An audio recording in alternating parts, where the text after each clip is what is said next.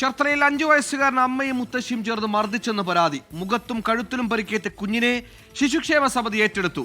അമ്മയ്ക്കും മുത്തശ്ശിക്കുമെതിരെ ചേർത്തല പോലീസ് കേസെടുത്തു.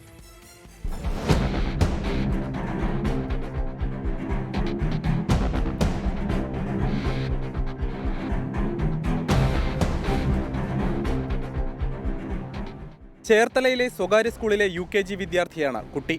മുഖത്തും കഴുത്തിലും മുറിപ്പാടുകൾ കണ്ടതിനെ തുടർന്ന് സ്കൂൾ PTA വിവരങ്ങൾ പുറത്തുവന്നത്.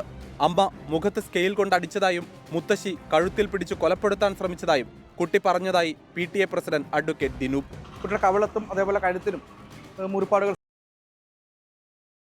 ചോദിച്ചപ്പോൾ അമ്മ സ്കെയിൽ കൊണ്ട് കവളിൽ അടിച്ചതാണെന്നും അതേപോലെ തന്നെ അമ്മയുടെ അമ്മുമ്മ കഴുത്തിന് കുത്തിപ്പിടിച്ച് പരിക്കേൽപ്പിച്ചതാണെന്നും പറയുകയുണ്ടായി. അതിനെ തുടർന്ന് അപ്പോൾ തന്നെ ചൈൽഡ് ലൈനിലെയും ചേർത്ത പോലീസിൽ നമ്മൾ അറിയിച്ചു. കുട്ടിയുടെ രണ്ടാനച്ഛൻ മർദ്ദിച്ചെന്ന പരാതിയെ തുടർന്ന് ഇയാളെ അറസ്റ്റ് ചെയ്ത് റിമാൻഡിലാക്കിയിരുന്നു. കാലാവധി തീരും മുമ്പ് ഇയാളെ മരിച്ച നിലയിൽ കണ്ടെത്തുകയും ചെയ്തു. ഇതിനു പിന്നാലെയാണ് അമ്മയും മുത്തശ്ശി